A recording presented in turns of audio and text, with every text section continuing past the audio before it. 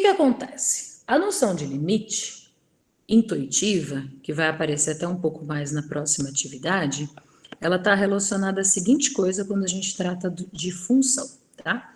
Suponha que eu tenho aqui uma função.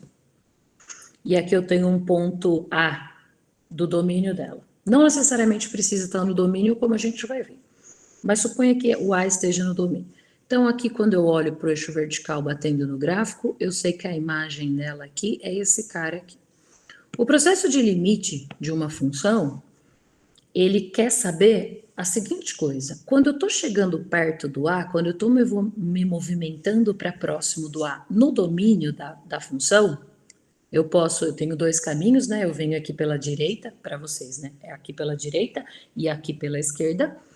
Eu quero saber, à medida que eu faço essa aproximação, eu olho lá para a imagem da função, o que está acontecendo lá no eixo Y, no eixo vertical? Isso aí está indo para algum lugar ou não está indo para um lugar? A noção de limite, ela vai trabalhar justamente isso. Então, veja que se eu começar a me aproximar do A, por exemplo, eu dou um passo A mais 1 aqui, né? Eu dou um passo A mais 1, eu vejo o que acontece com a imagem do A mais 1. Aí eu venho e vou para a metade do caminho, jogo lá no gráfico e vejo o que aconteceu. Aí eu vou na metade da metade do caminho, jogo lá, vejo o que aconteceu. E vou fazendo isso, me aproximando do A. Isso aí também é um processo de esse. E posso fazer do lado esquerdo, a mesma coisa. E aí eu quero saber o que acontece aqui.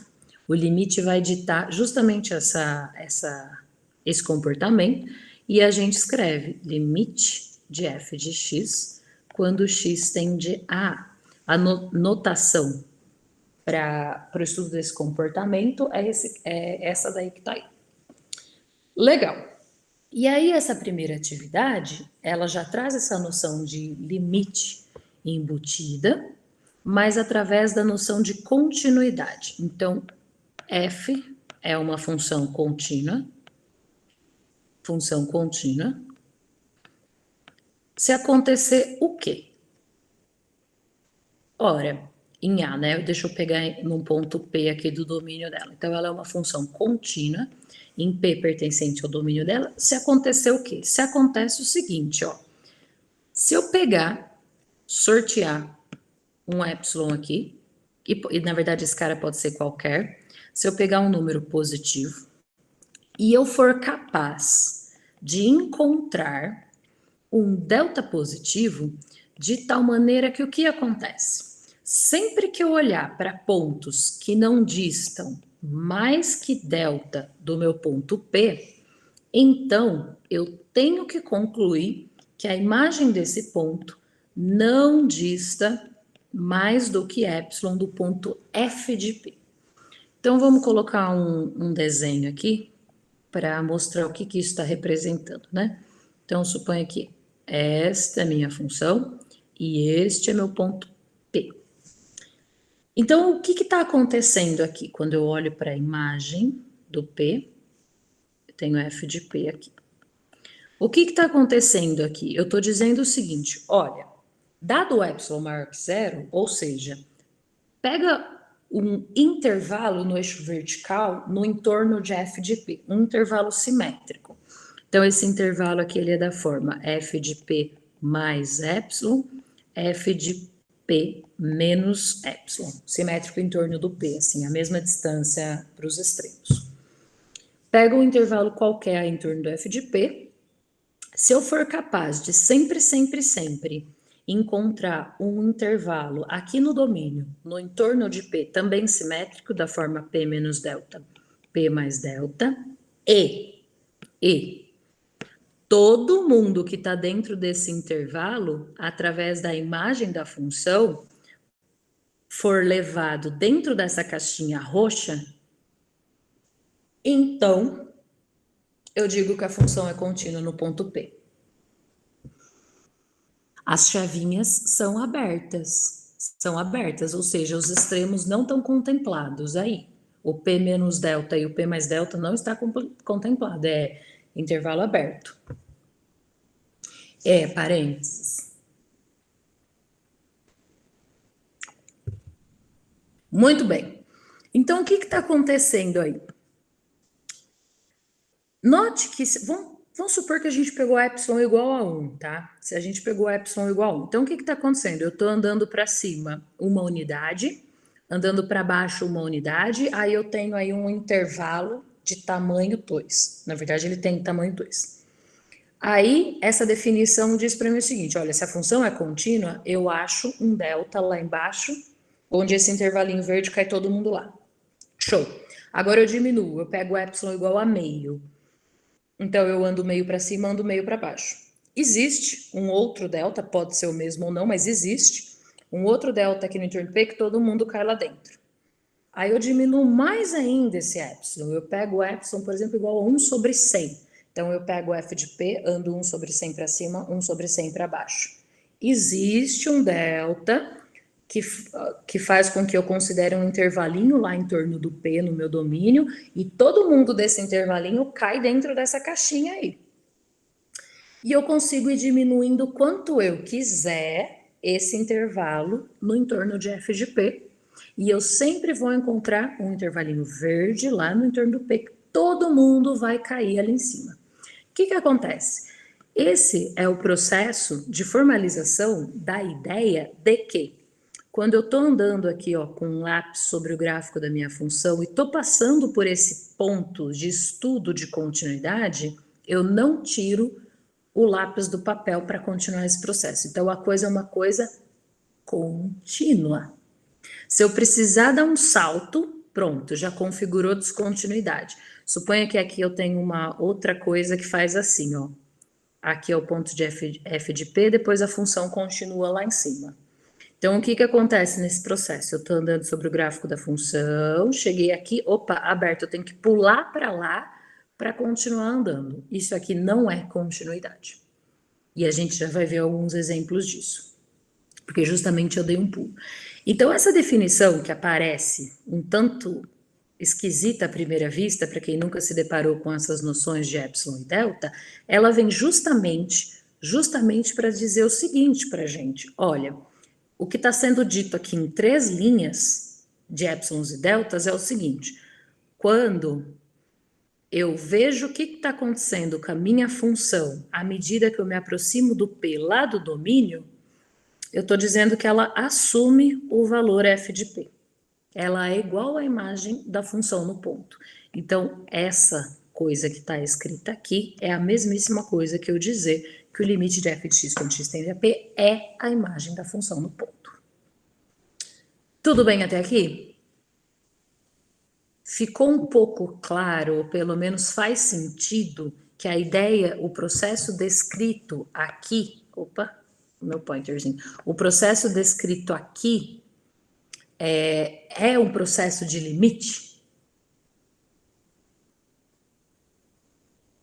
Tá bom.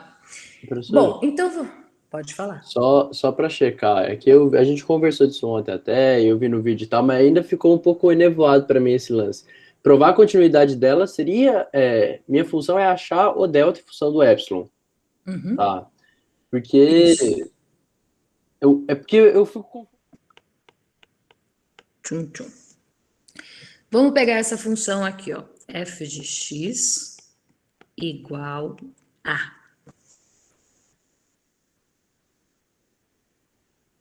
Exatamente, Matheus. Essa é a definição. Exatamente isso. Então, vamos pegar, deixa eu começar no caso mais simples, essa função aqui, né? X quadrado menos 4 sobre x menos 2. Então, essa aqui é uma função racional, né?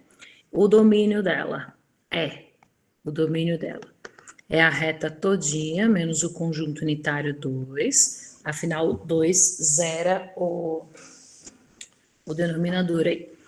Muito bem, e a gente já viu que a gente pode, para x diferente de 2, trabalhar o quociente dessa função aí, e aí se a gente fizer a fatoração ali em cima do x quadrado menos 4, isso aqui é x quadrado x mais 4, x mais 4, x mais 2, eita, x menos 2 dividido por x menos 2. Então, para x diferente de 2, isso aqui x mais 2 para x diferente de 2. E aí, quando a gente vai fazer o esboço do gráfico dessa função, o que acontece? Eu tiro 2 do domínio, então eu estou tirando essa reta vertical aí do plano. E aí o gráfico dessa função é o mesmo gráfico que essa função esse polinômio do primeiro grau restrito à reta menos 2.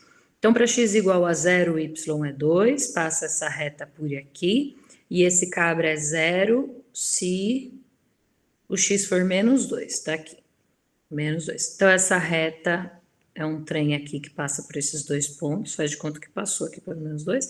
Aqui no 2 não vale nada, porque a função não está na avenida, e continua lá para cima. Então, o que acontece? Quando a gente olha para essa função aí, vamos pegar um ponto arbitrário do domínio dela, qualquer um. Pode ser esse, pode ser esse, pode ser aquele, vamos pegar esse aqui, P. Quando eu olho para esse ponto, o que está acontecendo quando eu venho andando pelo gráfico? Eu passei por ele sem pular. Então, a minha ideia intuitiva diz que essa função f ela é contínua nesse ponto P diferente de 2. Vamos por P igual a 1, vai? Vamos por P igual a 1. Muito bem, qual é que é a imagem da função no ponto 1? Ora, a imagem da função no ponto 1 é dada por essa regra, é 1 mais 2. Então, a imagem é 3. Feito, deu 3. Agora, vamos mostrar que, de fato, essa função ela é contínua por a mais b, por épsilons e deltas, no ponto 1, tá? Então, para eu mostrar que ela é contínua, eu tenho que fazer a seguinte coisa. Ó, se eu considerar qualquer delta, epsilon, qualquer um. Então, eu falei, seja epsilon maior que 0. Eu não estou colocando restrição no epsilon, eu estou falando para qualquer um. Seja epsilon maior que 0, a gente tem que conseguir capazes de achar delta positivo. Então, eu jogo um epsilon, eu tenho que ser capaz de achar um delta positivo de tal forma que se eu olho para os caras aqui no entorno do 1, 1 menos delta, 1 mais delta, então se módulo de x menos 1 é menor que delta, necessariamente, isso aqui tem que acontecer, f de x menos f de 1 é menor que epsilon, ou seja, os caras que estão aqui dentro vão todos cair aqui no entorno, esse cara é o f de 1, né? No entorno desse cara aqui. Então, isso aqui vai ser 3 mais epsilon, esse cara aqui vai ser 3 menos epsilon. Então, esse é o processo. Mas o que a gente faz? Ó, observe o seguinte. Quando eu olho para esse cara aqui, f de x menos f de 1, isso aqui é o quê? Ora, como eu estou falando para pontos do domínio, o f de x, que é aquela função racional, coincide com x mais 2. Então, f de x é x mais 2, porque eu não estou olhando para o x, um cara fora do domínio da função. E f de 1, a gente já viu que é 3, mas eu vou escrever assim, ó, vai ser 1 mais 2, que é a função aqui, ó, x mais 2, aplicada no ponto 1. Então, vai ser 1 mais 2, tá? E aí, o que é isso no final das contas? Esse 2 aqui, ele subtrai desses 2 aqui, né? Então, fica só módulo de x menos 1, beleza? Ora, se eu quero que isso aqui, f de x menos f de 1, seja menor do que epsilon, sempre que módulo de x menos 1 é menor do que delta, quem que eu chamo de delta? O próprio epsilon? O próprio epsilon. Olha que bonito que ficou. O próprio epsilon resolve o meu problema. Então, para qualquer epsilon que eu considero, quem que é o delta que funciona? Ele mesmo. Ou ainda, uma coisa que eu adoro fazer, qualquer coisa menor do que ele. Quer ver? Se eu considerar, por exemplo, epsilon sobre 2. Vocês concordam comigo que vai funcionar? Porque o que vai acontecer? Eu vou chegar aqui, isso aqui vai ser menor do que epsilon sobre 2. Metade de epsilon é menor que epsilon. Mas eu também posso pegar, se eu quiser, epsilon sobre 5. Porque isso aqui vai ser menor que epsilon sobre 5. E epsilon dividido por 5 é menor do que epsilon. E eu posso pegar epsilon sobre 1 zilhão. Pode falar. Professora, mas aí se epsilon sobre 2... se pegar epsilon sobre 2, o delta ele também vai ser sobre 2? Ou ele vai ser só o delta mesmo? Peraí, desculpa que eu tava lendo o chat e eu me desconcentrei. Qual foi a questão? Se for epsilon sobre 2, o delta ele também vai ser sobre 2? Ou... Calma lá. O processo é assim. Para todo epsilon que eu der, tem que existir um delta. Então, eu peguei um epsilon. Pá! Eu vou considerar esse delta. Certo? Aí, sempre que eu pegar um x aqui, o que eu tô vindo fazer? Eu vou agora... Opa! Eita, peraí, gente. Meu Deus. Então, voltou. O que acontece? Eu tenho que voltar aqui e ver se esse cara fica menor do que epsilon, tá? Então, eu vim e fiz as contas. Eu cheguei que o módulo da diferença aqui da imagem do f de x para o 1 é x menos 1. Mas eu estou assumindo que o x menos 1, ele é menor que epsilon sobre 2, porque eu tomei meu delta assim. Então, isso aqui é menor do que epsilon. O epsilon você não toma. O epsilon, ele é dado. Sim ou não?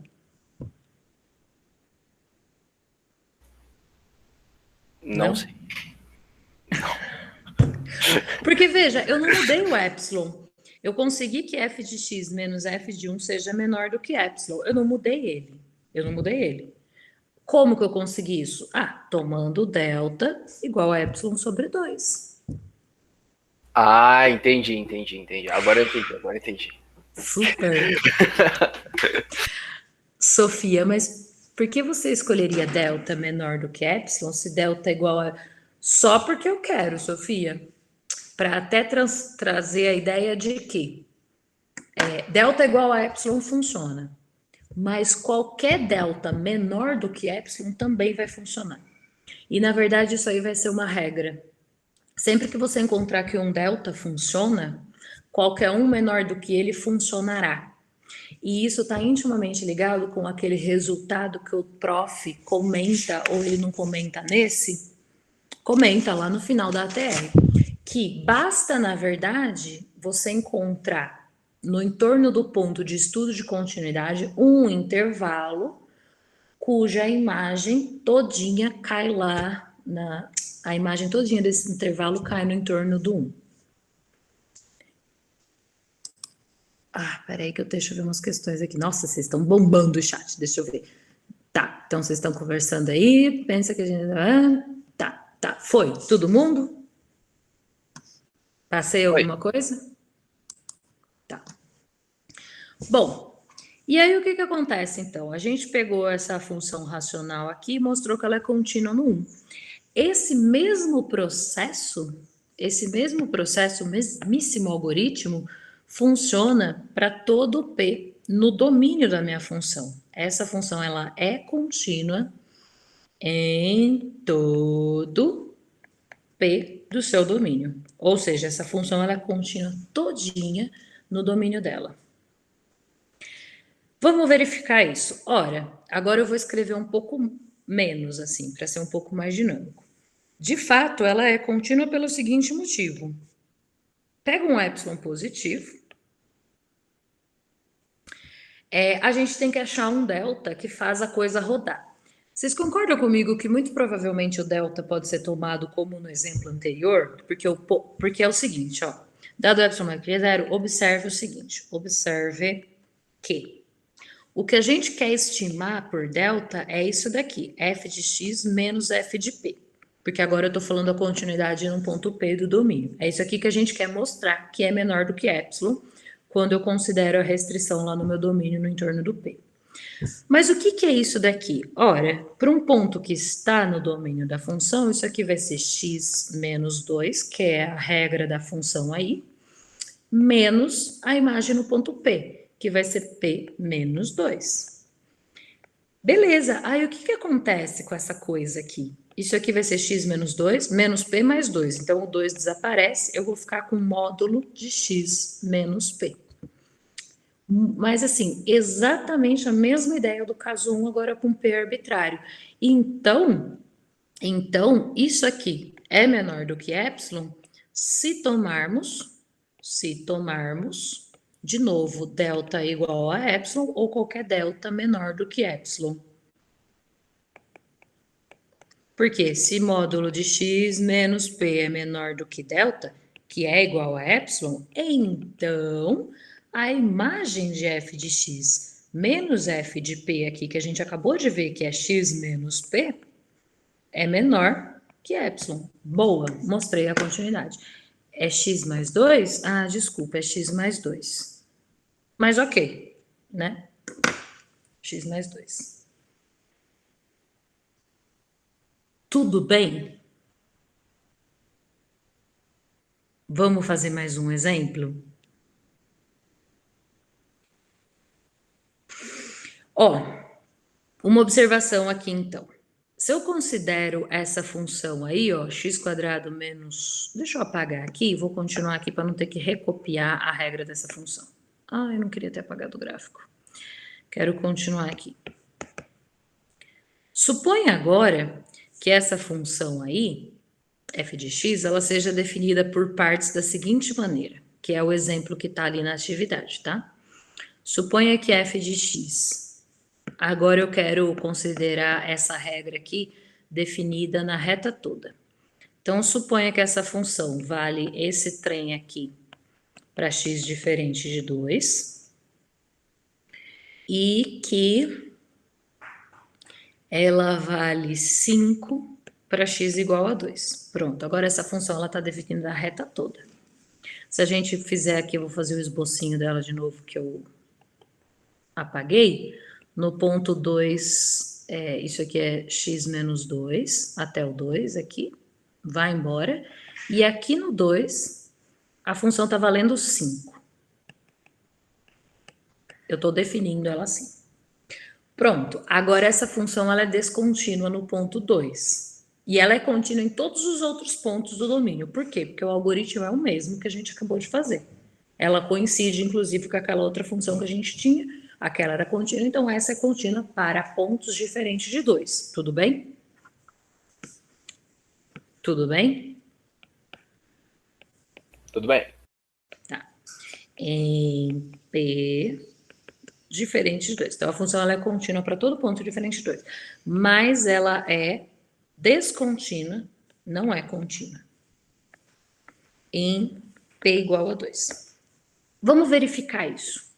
Como é que a gente verifica? Olha, eu vi que eu venho andando pelo gráfico, eu dou um pulo. Mas isso não é suficiente para eu provar descontinuidade. Para provar descontinuidade, a gente tem que usar um argumento que é negar a definição de função contínua. A Clara não entendeu por que ela é descontínua ou porque ela é contínua para P diferente de 2?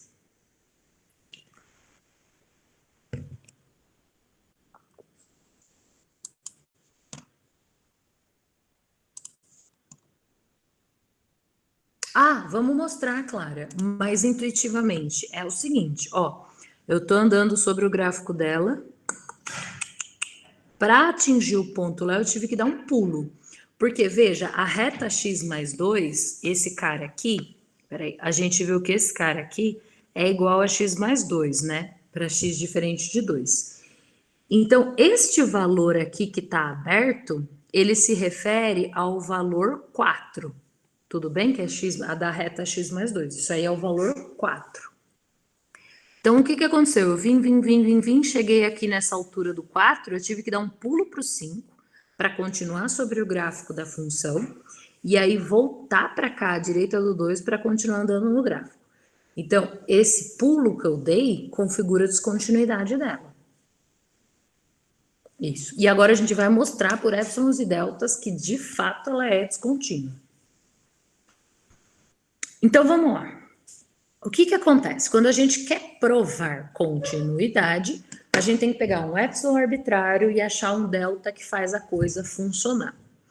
Agora, quando a gente quer provar descontinuidade, a gente tem que negar essa definição. E negar essa definição é o seguinte, olha, a definição diz que para todo delta que eu considero, isso aqui funciona.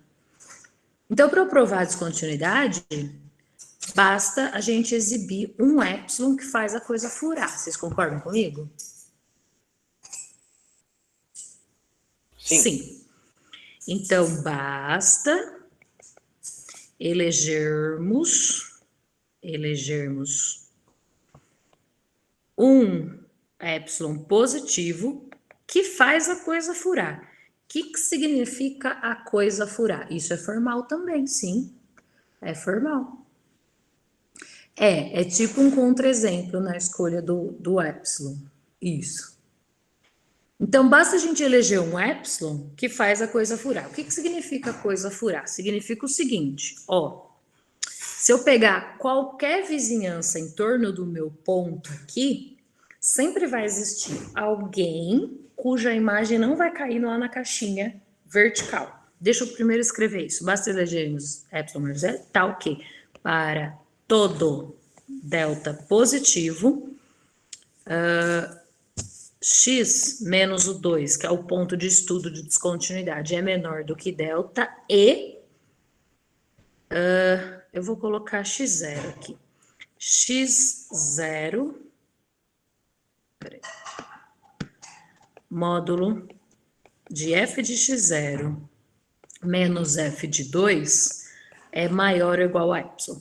Então, o que eu estou dizendo com isso aqui que eu acabei de escrever? Eu estou dizendo o seguinte, ó, eu preciso encontrar um epsilon, pointer, eu preciso encontrar um epsilon que me dê uma vizinhança em torno da imagem do 2. A imagem do 2 é 5. Então, eu preciso garantir que existe um epsilon aqui. Então, eu vou olhar para 5 mais epsilon, 5 menos epsilon. E o que acontece? O que eu quero é verificar que para todo e qualquer intervalo no entorno do 2, sempre existe alguém, que eu estou chamando de x0 aqui dentro, que cai fora daquela caixa roxa. F de x0 cai fora da caixa roxa. E cair fora da caixa roxa significa a distância desse ponto para o f de 2, que é o 5, é maior ou igual que epsilon. Porque se a distância fosse menor, moraria aqui dentro. Mas como é maior ou igual, mora fora. Tudo bem?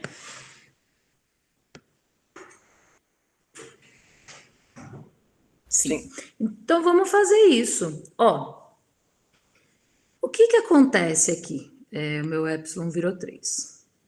Se eu quero produzir, eu quero justamente produzir esse caso aqui, e eu devo considerar, na verdade, não é que eu quero, qualquer cara da forma 2 menos delta, 2 mais delta no entorno do 2, e eu quero que exista um cabra aqui dentro que caia fora de uma vizinhança do 5, vocês concordam comigo que essa vizinhança do 5, esse intervalo roxo que eu vou tomar, ele não pode ser muito grande, né? Se eu pego um intervalo aqui e pego o simétrico lá em cima, não vai rolar de eu achar esse contra-exemplo que o Davi comentou. Então, a gente tem que ser meio razoável na escolha desse epsilon também. Aí a gente faria um epsilon menor que 1 para impedir que o epsilon alcance o 5? Isso. Na verdade, você sabe o que eu vou fazer? Eu vou fazer epsilon igual a 1. É um caso extremo. Eu vou fazer epsilon igual a 1. Então, o intervalo vai bater aqui no 4 e lá no 6. Tudo bem? E, na verdade, para qualquer epsilon menor do que esse também vai funcionar. Mas para a gente basta 1. Então, eu vou pegar epsilon igual a 1. Tudo bem? Então, vamos lá. O que acontece? Opa, aqui tem coisa escrita. Para epsilon igual a 1, O intervalo na imagem que a gente está considerando, o intervalo no entorno de f de 2, que é a imagem da função que é 5, é esse cara aqui. Então, é 5 menos 1, 4, 5 mais 1, 6. Esse cara aqui é o intervalo no entorno. Muito bem. E aí, o que que eu quero? O que que eu quero é o seguinte. Ah, meu Deus, eu com essas cores. Então, para y igual a 1, intervalo no entorno de f de 2, que é igual a 5, é esse cara aqui. Queremos, para todo delta positivo, encontrar um ponto, eu vou chamar de x0, no entorno do ponto 2 de estudo, um ponto x0 no entorno desse ponto 2, ou seja, 2 menos delta, 2 mais delta, e isso é equivalente, isso aqui é equivalente a dizer que a distância de x0 para 2 é menor que delta, tá? Então, eu quero encontrar um ponto aqui que cai fora lá daquela caixinha. Um ponto x0 ali, tal que f de x0 não pertence àquela vizinhança do ponto f de 2, ou seja, não pertence a 4, 6. E isso aqui é equivalente a dizer que a diferença de f de x0 para f de 2 é maior ou igual a 1, que foi o meu epsilon elegido. Tudo bem? Então, essa é a ideia. Então, eu vou voltar aqui no gráfico. Eu peguei um delta qualquer aqui. Vamos dar um zoom no desenho. Peraí. Tchum, tchum. Eu peguei um delta qualquer aqui do lado do 2. Um delta qualquer como vizinhança do 2. Vocês concordam comigo que acontece o seguinte, né? Se eu pegar cabras à direita do 2, pelo menos geometricamente aqui, o que está acontecendo? Para todo mundo maior do que 2, a imagem da f de x é x mais 2. E está caindo aqui dentro. Pum, pum, pum. Vocês concordam? Ó, está caindo dentro da caixinha roxa. Sim ou não?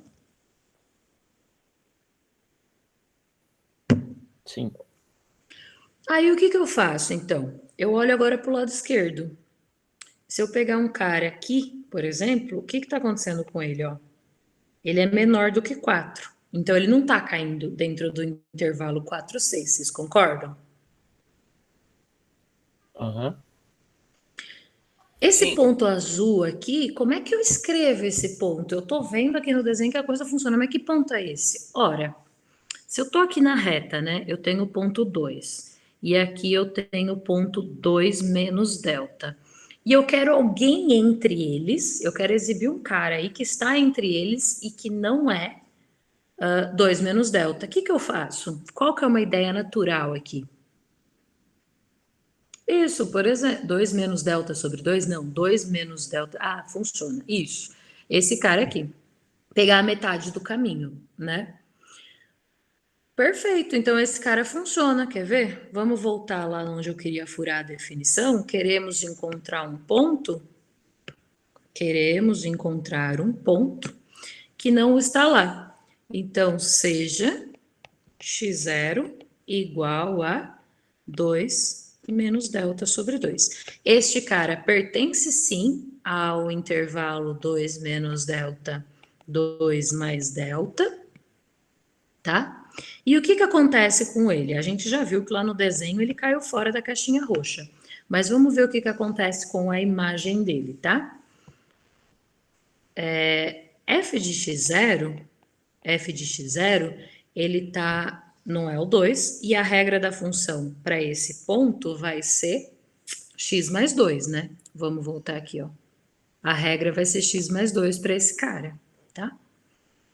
Então, isso aqui vai ser o x0 mais 2, que é quem? O x0 é 2 menos delta sobre 2 mais 2.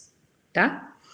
E aí, o que é isso aqui? Isso aqui é 4 menos delta sobre 2. O delta é um número positivo e arbitrário que eu tomei.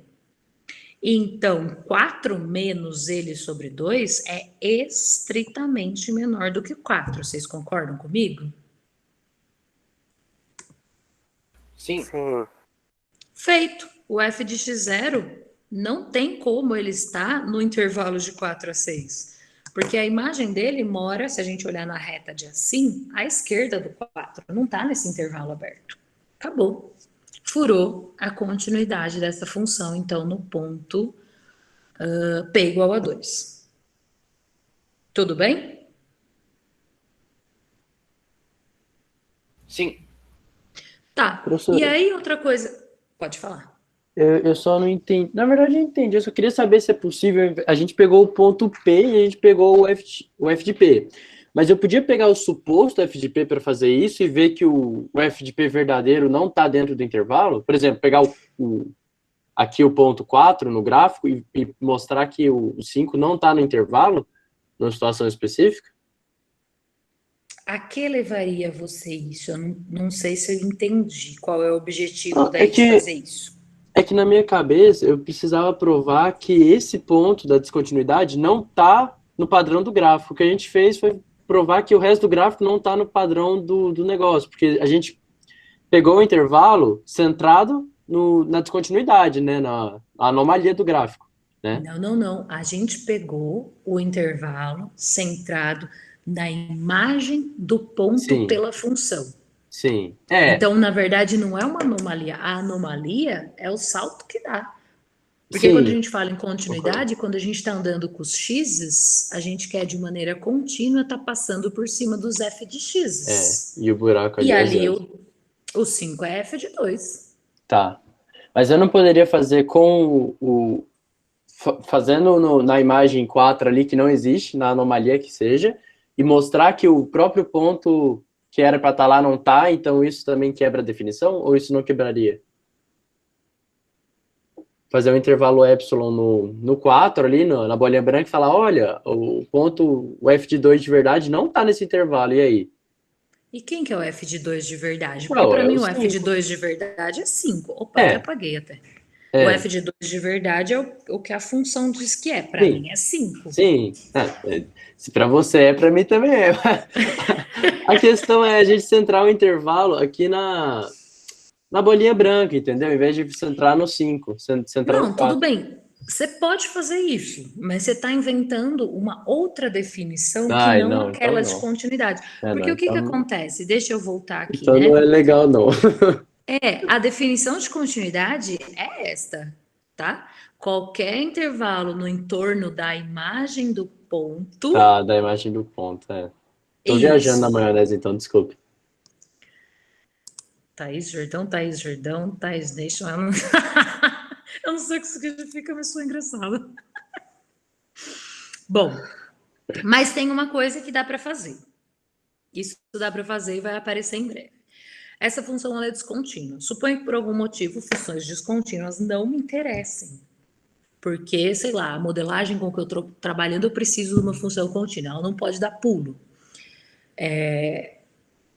O que a gente faz? Aí a gente pode tentar inserir essa ideia aí que foi colocada. Davi, né? Eu mesmo. Porque eu não tô vendo, eu só tô ouvindo, já tô reconhecendo algumas Desculpa, é vozes. que eu tô muito feio hoje, eu não tô com coragem de aparecer, não. Hoje eu tô horrível. Não, mas é que às vezes Você eu nunca volto tá aqui na feio. tela para ver o nome, mas eu só queria ter certeza por causa das trocas de mensagem Ah, no tá. WhatsApp, porque eu já reconheço as vozes É daí. o Davi, é o Davi. Tá.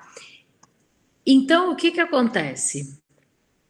Essa função ela é descontínua, mas eu poderia, dependendo do contexto que eu vou estudar, consertar a continuidade dela. Como? Bom, o problema foi esse salto dado no ponto 2. Então, o que eu faço agora? Eu considero uma outra função que no ponto 2 vale a 4 e eu defino essa nova coisa. Essa função ela é igual à anterior em todos os pontos do domínio, menos no ponto 2. E agora esse 5 desapareceu daqui, né? Ele desapareceu daqui. Pronto, aí eu fiz aquele tapa-buraco.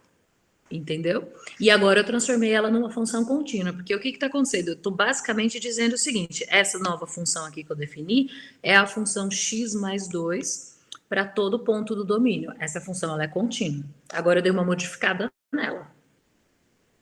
Tá, fez sentido. Não é o que eu tava buscando, mas é uma coisa legal. A minha ideia foi meio porca, foi nada a ver, mas Não, descobri não uma é coisa bem boa. porca, só que ela não vai refletir porque essa ideia de pôr o lápis não dá salto, essa é uma ideia intuitiva. Uhum. Na prática, formalmente, o que que é que eu quero para evitar qualquer problema? Eu quero que isso aqui aconteça. Sim. Não, eu não sei agora, mas dá para pensar dá para pensar, e acho que até esse mesmo é um exemplo de que, assim, esse conceito que você colocou, olhar no entorno do possível valor da questão, não é uma boa definição para continuidade. Uhum. Porque o que, que acontece? Quando a gente constrói, a gente não, porque eu não construí nenhuma, né?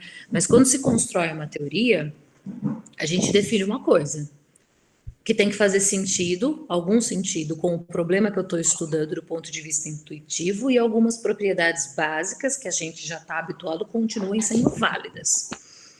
Então, o que acontece? Essa noção de continuidade que você propôs, que é diferente da original, ela não é boa o suficiente para o desenvolvimento do cálculo, entendeu? Uhum. Então é melhor deixar a minha definição quieta, né? Coitada dela. Ela não presta, tudo bem, vamos usar outra. Mas o que que a sua, mas a sua definição, ela tá ligada com outra coisa que eu vou dizer aqui. Eu acho que eu vou comentar com vocês na próxima, que não deu tempo hoje, que é o seguinte: a tua definição diz o seguinte, que o limite de f de x, quando x tende a 2, ele é 4. Não é a imagem da função no ponto. Não é. Uhum. F de 2 que era 5, né? É. Mas é 4. Isso aqui é verdade. O limite da função quando x tende a 2 é 4. E aí você tem que pegar, sim, intervalos no entorno do 4 para garantir que esse limite é dessa maneira. Tá. Tá? Mas o que a gente está falando é um pouquinho já depois, porém construindo antes. Esse limite não é a imagem da função no ponto. Se não é a imagem da função no ponto, a função não é contínua. Sim. Apesar desse limite existir, tá aqui. Ele vai ser 4 mesmo. Mas não é a imagem da função do ponto, portanto, ela não é contínua. Nossa, essa forma de avaliar é bem mais fácil, né? Essa continuidade assim, nossa, é uma delicinha. Só com o limite e tal, uma análise bem direta. Porque a gente está fazendo uma análise intuitiva da coisa aqui, né, Davi? Mas se a gente for Sim. provar que esse limite é 4, a ideia é exatamente a mesma por epsilons e deltas. Tá. É que uma vez provado, a gente começa a usar mais intensivamente, né? E mais tranquilo, sabendo o que Sim, está fazendo. Que é importante a gente construir essa isso. base, eu concordo. Em breve, as coisas vão ficar mais práticas pelo seguinte motivo. Então, agora a gente definiu a. Ui, a reunião do CT.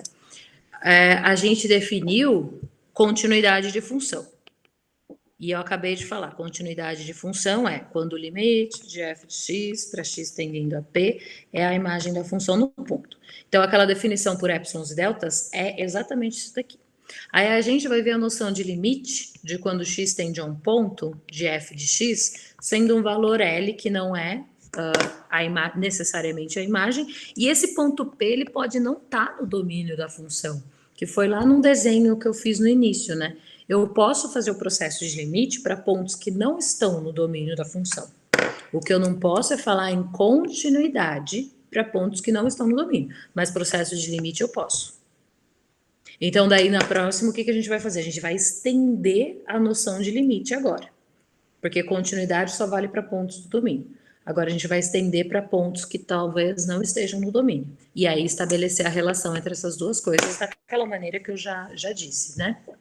Tá bom, se você falou, tá falado, eu confio. Como disse o Alan ali, Thaís Nation, Thaís Nação ou Forever. Thaís vai na frente fazendo conta e a gente atrás com o lápis na mão. Tem até hino.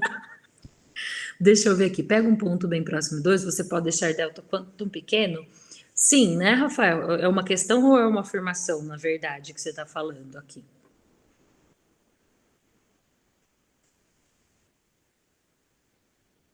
Ah, tá bom. É, perfeito. Então é isso mesmo. Bom, pessoal, é isso que eu tinha para falar hoje para vocês. Tem mais exemplos, mas eu faço na próxima, os próximos exemplos, tá bom?